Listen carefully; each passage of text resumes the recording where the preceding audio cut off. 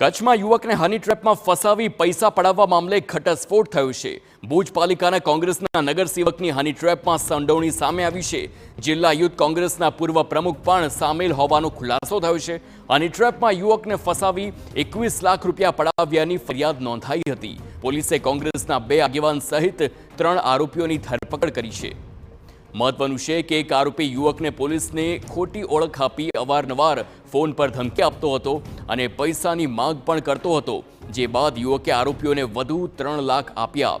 યુવકે કુલ 21 લાખ રૂપિયા આપ્યા છતાં ધમકી અપાતી હોવાથી પોલીસ સ્ટેશનમાં ફરિયાદ નોંધાઈ, જેના આધારે પોલીસે આરોપીઓની ધરપકડ કરી આગળની કાર્યવાહી હાથ ધરી છે।